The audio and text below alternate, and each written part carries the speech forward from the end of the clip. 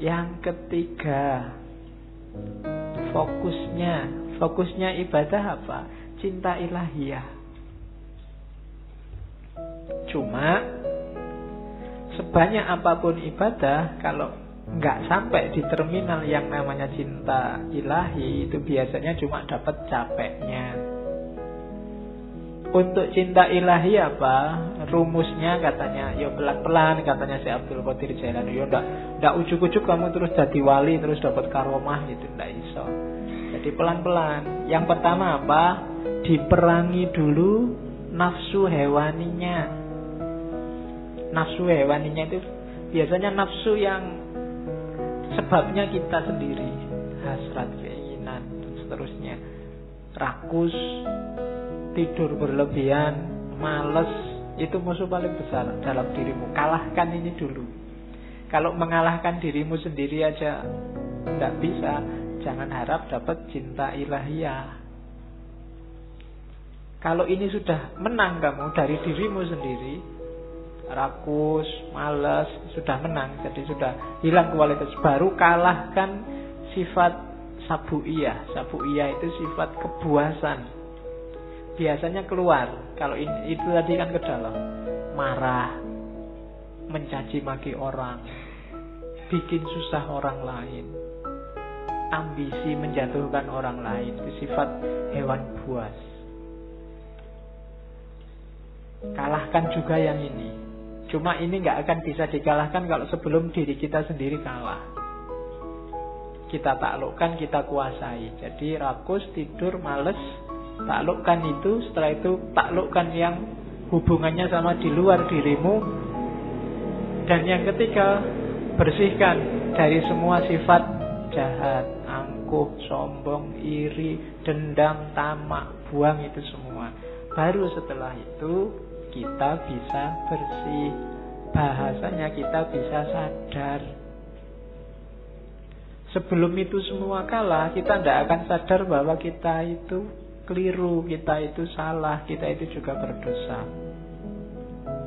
Cuma sadar saja masih belum cukup. Kita harus naik kelas, kan gitu. Kalau dalam sufi ada taholli, bersihkan dirimu, terus tahalli, isilah dengan yang bagus-bagus, akan mengalami yang ketiga tajalli, menemukan hakikat tadi.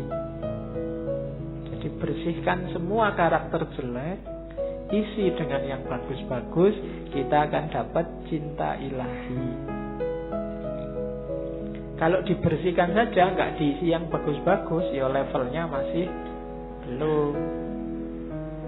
Jadi masih hanya bersih dari dosa. Oke. Jadi setelah itu, setelah bersih, baru naik tangga menuju hakikat tadi. Dari situ akan dapat namanya cinta ilahiyah. Cinta ilahiyah itu kita jatuh cinta pada Allah, dan Allah juga jatuh cinta pada kita. Saling mencintai. Hari ini masih belum. Hanya Allah saja yang jatuh cinta pada kita. Kita belum mencintai Allah. Berpuluh-puluh tahun kita jual mahal sama Allah, padahal apa-apa yang ngasih Allah. Itu kan kayak kamu pacaran, sudah ditraktir tiap hari, diantar jemput tiap hari, masih aja jual mahal.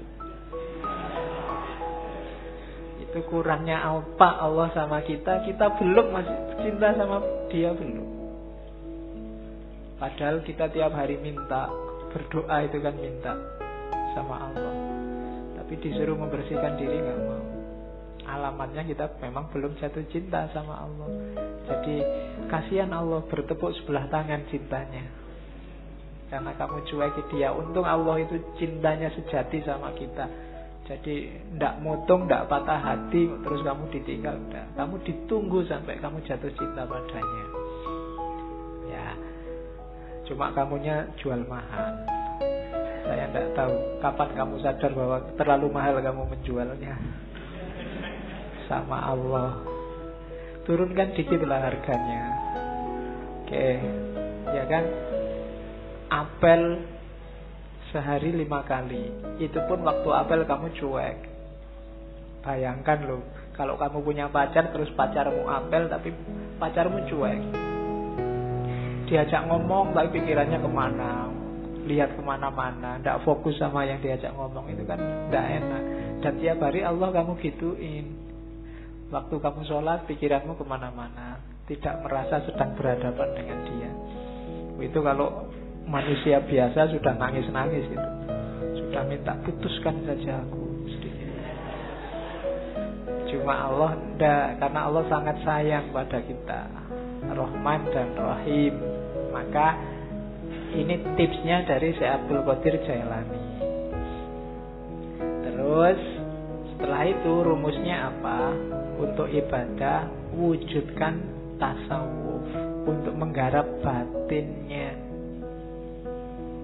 Ini juga ada di Sirul Asror. Tasawuf itu apa? Tasawuf itu kan dari 4 huruf, ta, sod, wawu, sama fa. Taknya itu taubat, perbaikan diri di level apapun, awalnya harus taubat. Taubat itu menyesali kesalahan yang lama, kemudian membangun diri dengan perbuatan-perbuatan yang baik. Itu taubat, harus taubat dulu. Kalau merasa benar terus, orang yang selalu merasa benar itu biasanya berat kalau disuruh taubat. Dia merasa sudah full, wis apik, wis bener, ndak mungkin salah aku. Berarti wong sudah merasa paling benar, ya ndak mungkin taubat sudah. Maka katanya Syekh Abdul Qadir Jailani, levelnya pertama, mau melakukan apapun yang baik, syaratnya harus taubat. Bersihkan diri dulu. Karena ibaratnya kayak air, kalau campur sama kotor, hasilnya mesti kotor. Entah airnya dulu apa kotorannya dulu. Seperti apapun situasinya, maka harus bersih. Air kotor diisi apapun, ya statusnya tetap kotor. Dia harus dibersihkan dulu. Maka taubat yang pertama-tama. Setelah itu sofa. Sofa itu kesucian, ketentraman, kebahagiaan. Syaratnya untuk sofa, syaratnya untuk suci adalah, untuk tenang adalah, untuk tentram adalah bebas dari keterikatan dunia. Yang bikin kamu hari ini cemas, sumpek, galau, ndak konsentrasi, ndak bisa jatuh cinta sama Allah, hidupmu ndak jelas ke utara ke selatan, pasti urusan dunia. Begitu dunia kamu letakkan di ranking bawah, hidupmu mungkin lebih santai, lebih tentram, lebih tenang.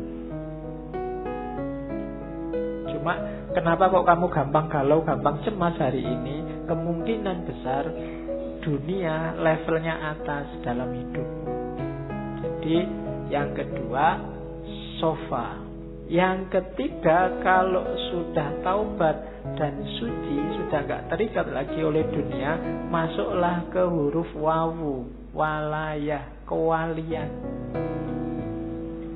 Walayah itu berarti orang yang 100% hidupnya berhubungan dengan Allah, mencintai dan dicintai Allah.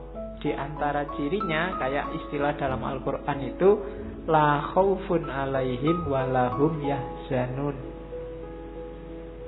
Tidak ada rasa takut, tidak ada rasa sedih. Siapapun yang ngaku wali kok masih sering takut, takut miskin, takut kalah, takut jatuh, takut macam-macam, berarti dia bukan wali. Wali itu tidak takut apapun. Wong cuma dunia aja kok. Kalah tidak masalah, menang juga tidak kaget. Dia tidak takut apapun. Sukses alhamdulillah, tidak sukses biasa. Nah, itu berarti stabil. Itu wali, walaya. Apalagi sedih, tidak ada yang bikin dia sedih. Segalanya sudah skenario dari Allah. Itu berarti orang semacam ini sudah memasuki walaya. Kalau sudah tobat, sofa, walaya, terakhir dia masuk ke fana. Fana itu, kalau tadi kan dunia nggak dianggap penting, ketika masuk fana bahkan dirinya sendiri juga nggak penting. Yang penting hanya Allah. Kalau ngomong itu representasi dari keinginan Allah. Kalau melakukan sesuatu itu bukan keinginannya, bukan keinginanku, tapi keinginan Allah. Meninggalkan sesuatu bukan mauku, tapi maunya Allah. Itu berarti orang sudah fana. Egonya sudah dibakar habis. Hanya Allah yang jadi fokusnya. Jadi siapapun yang cita-citanya jadi sufi, paling tidak ikuti huruf-huruf tasawuf. Ta, sod, wawu, dan fa. Taubat, sofa, suci, kemudian walayah, wilayah, masuklah dalam perlindungan Allah, wilayah, dan fana. Nah itu ibadah harus membawa ke sini. Ibadah itu diawali dari taubat, dalam pelaksanaannya harus tenang, tentram, sofa, suci, tanpa motif apapun, lillahi ta'ala, nggak ada dunia yang ikut. Kemudian yang ketiga, wilayah, pasrah 100% pada Allah, baru mencapai fana. Itu batinnya ibadah harus ada ini. Jadi setelah tadi menuju cinta ilahi, selanjutnya mewujudkan tasawuf.